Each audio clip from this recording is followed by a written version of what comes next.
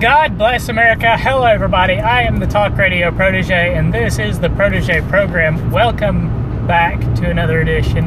I hope that you enjoy this video, and I hope when we get to the end, you'll leave a like and subscribe, and let me know what you're thinking in the comments. So, okay. There's something that's been in the news recently that I haven't talked about. I've just had other things on my mind. And that is the squabble that the president finds himself in with yet another Gold Star family. And of course, this is being, in my personal opinion, this is being blown up somewhat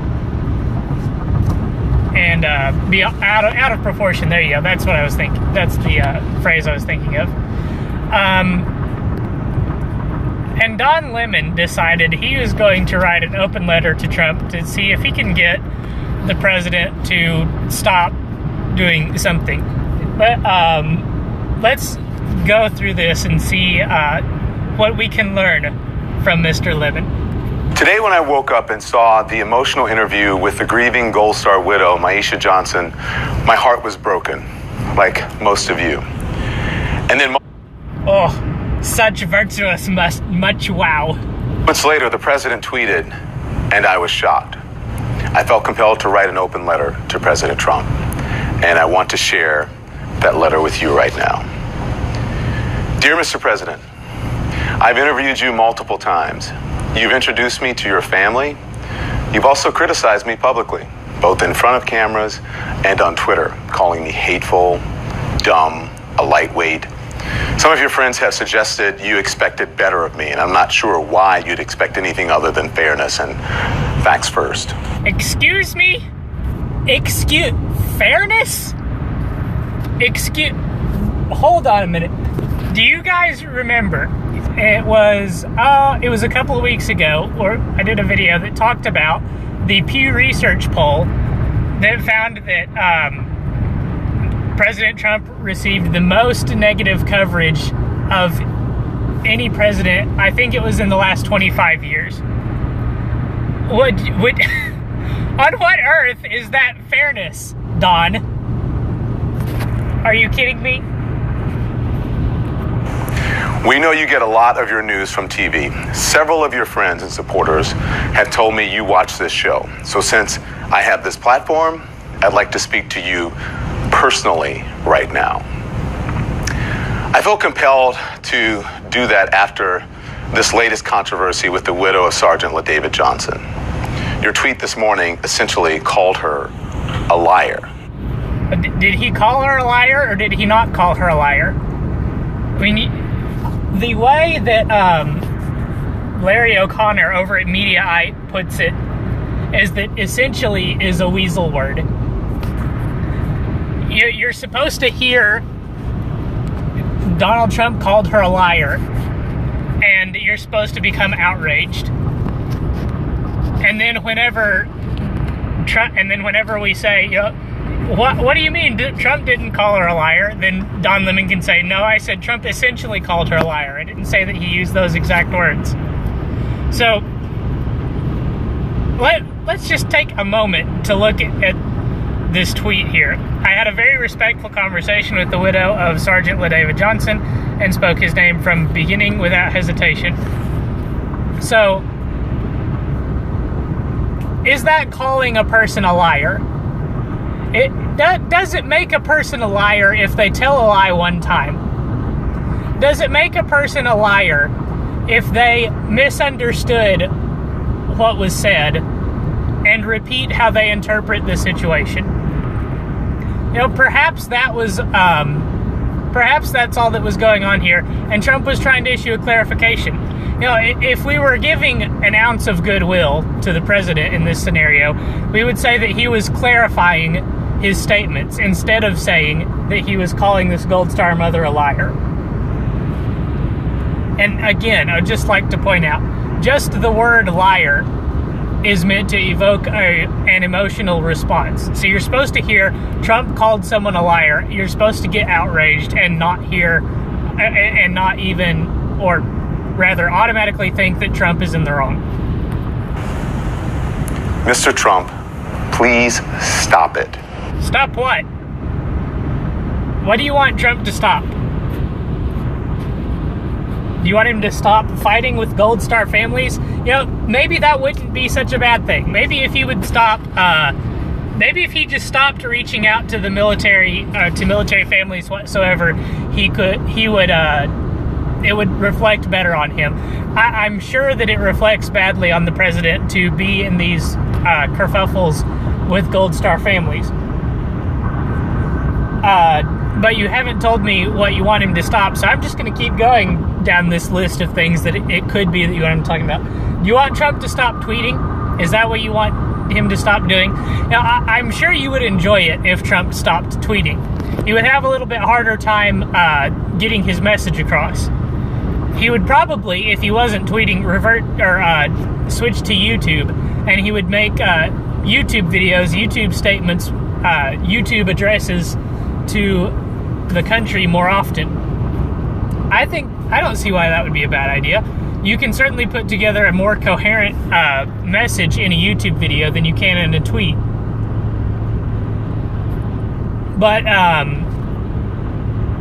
if you're really trying to tell him, stop going over the media's heads, stop fighting back against the media, then I'm going to say, no, Mr. President, please do not stop. You know,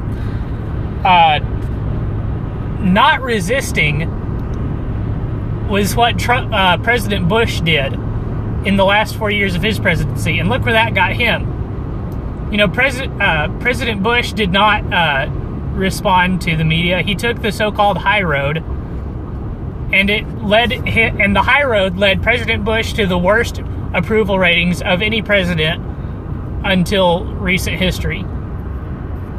So, no, Don Lemon, I'm afraid I can't get behind you and say, yes, the president should stop resisting the media. I think at best I can get behind you in saying the president should stop fighting with Gold Star families, but I don't think that's what you're trying to say here. Please stop. Think of what Sergeant Johnson would want. How do you know what Sergeant Johnson would want? You're Don Lemon, media talking head over at the Clinton News Network. How do you know what Sergeant Johnson wants? The left doesn't like the military in general, so again, on what basis does Don Lemon get to say, think of what Sergeant Johnson would want? You are putting his widow in the terrible position of having to fight for her dignity when she should be concentrating on taking care of herself, her health, her 2 children, and the one on the way. Now, I'm not devoid of compassion. I understand that she must be going through a terrible tragedy. I've lost family members in the past. I at least understand what it's like to lose someone that you're close to.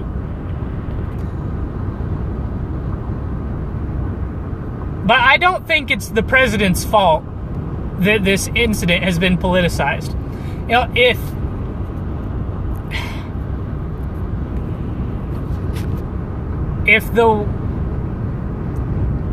I really don't want to talk badly about Miss Johnson, so you know what? I'm just not going to. I'm going to lay this at the feet of Frederica Wilson. She was listening in on a conversation which, frankly, she did not have any business listening in on. She's the first one that stepped up to a microphone and spewed the obfuscations about the call between President Trump and a private citizen. I lay this at the feet of Miss Wilson. But speaking of Miss Wilson, where does she get off appropriating the culture of Texas citizens?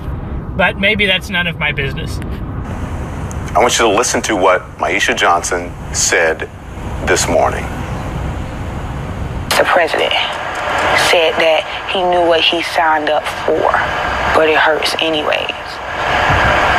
And it made me cry because I was very angry at the tone of his voice and how he said it. Like he couldn't remember my husband's name. The only way he remembered my husband's name because he told me he had my husband report in front of him. And that's when he actually said, LaDavid. Again, I really, really don't want to speak badly about this woman, but, you know, let's just play this through. You're in an emotional time. You're going through a hard experience. You get a phone call, probably out of the blue, because, again, this is not a frequent or common occurrence for the president to call families, is my understanding, according to General Kelly. You're in an emotional time. You get a phone call, probably out of the blue. You answer the phone, and it's the president. Now, I don't know anything about this woman's background. I really want to give her all of the benefit of the doubt. Let's just assume that she's not a leftist. She doesn't hate Trump. Let's assume she's a Trump supporter, and she gets a call from President Trump, and she hears him say the words, he knew what he was signing up for. You know, I don't know when Mr. Johnson signed up to join the military, but assuming that he signed up in the recent past, he was signing up during a time of war. He looks like a young man. He probably signed up in a time of war. The United States is at war. So if you sign up for the military, you're going to go to a war zone. You had to have known this signing up. So that's at minimum a factual statement. Whether or not it's an insensitive statement, you know, I'm not the most sensitive person, so I'm probably not an authority to speak on whether or not that's a sensitive statement. But to have the president say, I have your husband's report right here. LaDavid was a very brave, very great American. You know, I wouldn't be surprised if the president was reading the report to learn more about Mr. Johnson. It wouldn't surprise me at all if he had the man's report in front of him, and as he's looking at the report, he's thinking of Mr. Johnson. He realizes he hasn't said his name yet, because he's addressing the woman. He wants her to know that he's talking to her about her family. So he's probably saying, like, your husband was a great man. He was a great American. The military was very honored that your husband could come and serve with them. Reading over his report, I realized that LaDavid was a very great American, that he did many great things for this country. I can imagine the conversation going that way. Why is that? Why does that have to mean that he didn't know the man's name? And that he was ostensibly searching for it across his desk for the report, and then he finds it and he reads the name and then he says it. You know, just play it through. If he has the report in front of him as he makes the call, then he knows your husband's name. He just hasn't said it yet. And as he tells you that he has the report in front of him, he realizes that he hasn't said your husband's name, and so he says the name. All it takes is an ounce of goodwill towards the president that's calling to offer condolences to realize this. So I, don't want to speak badly about this woman. But you can tell by the way that she's interpreted this situation, assuming that it is her interpretation, that she doesn't have a lot of goodwill for the president. I know you have children. You have 2 daughters. Can you imagine Ivanka or Tiffany? Hold on. What about Frederica Wilson? You know, the pop-up text here is what I'm responding to. Why doesn't Frederica Wilson have any responsibility for dishonoring Sergeant Johnson's legacy? You know, President Trump makes a call. Maybe it's a little bit insensitive. And the widow, maybe she has a bad day for the rest of the day. Maybe she finds a camera and she goes and talks to the camera. Now it's all at the feet of President Trump, assuming that Miss Johnson has no ill will towards the president, is not looking to gain anything from this situation. Now it's all at the feet of the president. But Miss Wilson went out of her way to listen in on this conversation, which frankly she had no business listening into, and then running and finding the nearest camera so that she could defame Trump, and so that she could pursue rock star status She was on camera saying, I have to tell my grandkids I'm a rock star. Yeah, I'm not trying to mimic the woman. I'm just saying that's what she said. Does Wilson, again, not have any culpability in this situation? I think she does. In Maisha's shoes, having a fight with the commander-in-chief while they are pregnant and grieving. If Maisha Johnson is mad at you, take it. I'm sure you wish the president would just shut up and take it. Just as President Bush and others did. Yeah, and look where that got President Bush. Look where shutting up and taking it got President Bush. You know who didn't shut up and take it?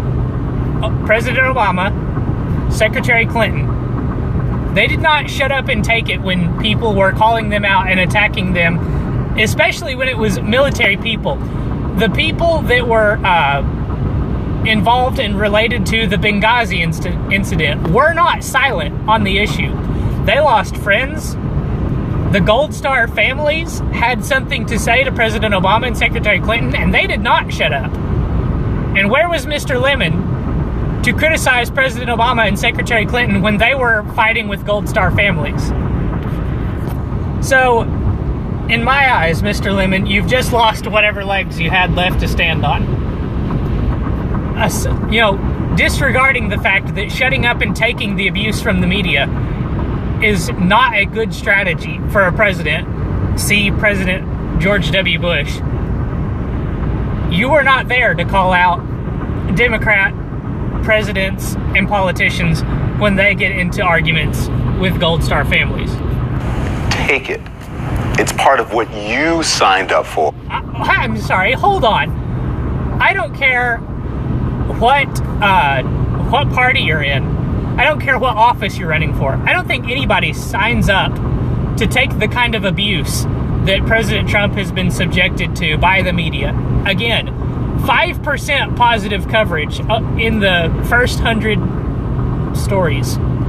45% negative coverage. I would expect, if I was a regular American and I wasn't following the news like I do, and I wasn't aware of the bias that existed in the media, I would go into a campaign expecting I should receive 50% neutral coverage, a quarter negative coverage, and a quarter positive coverage. Just assume that it's going to be pretty balanced across the board. What we have seen towards President Trump is not balanced whatsoever, Mr. Lemon.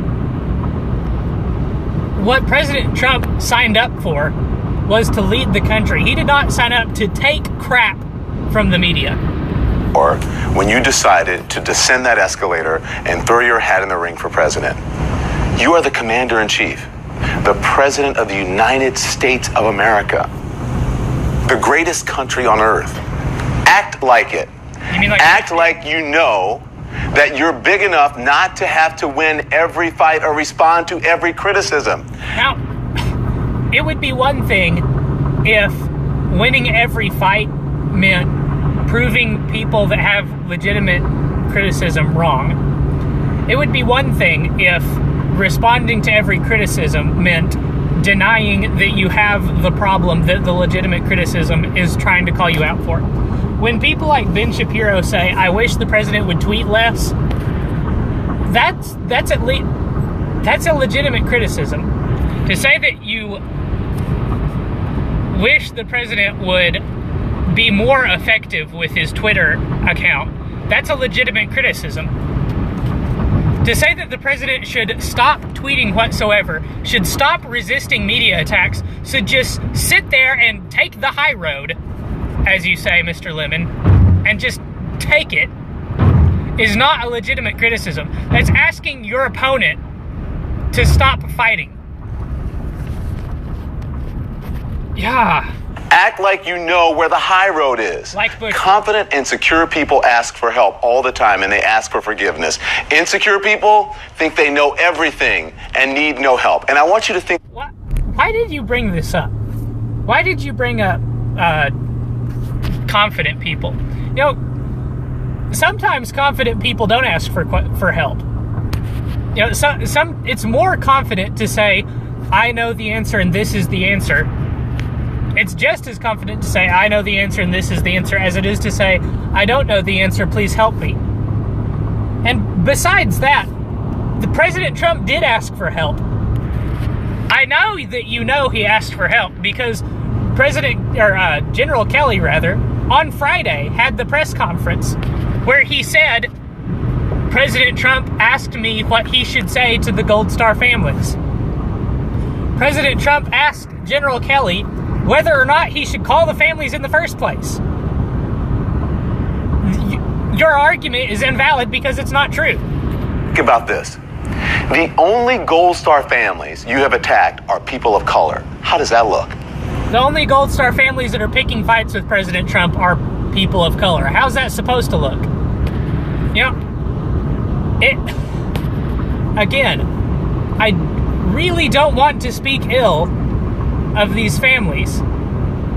Their families, or their family members, have made sacrifices that I have not been willing to make. And I admire the soldiers for making those sacrifices. However, is it a coincidence that the only Gold Star families that are picking fights with the president are families of color, to use the social justice warrior phrase? You know, call me a kook if I don't believe that that's a coincidence. Now, the rest of the video is Lemon offering platitudes to the family members. I don't want to say empty because I would say similar things if I was trying to leave a message for the Johnson family. But go watch the video. Just make sure that I'm not misrepresenting anything that comes at the end of this video. Thank you all for watching. That's going to do it for this one. I hope that you enjoyed, and I hope that you'll leave a like and subscribe. Let me know your thoughts in the comments. Make sure you hit the bell for notifications so you don't miss a single video, because I'm uploading every weekday without fail. Again, thank you for watching. Until next time, have a good evening, and God bless.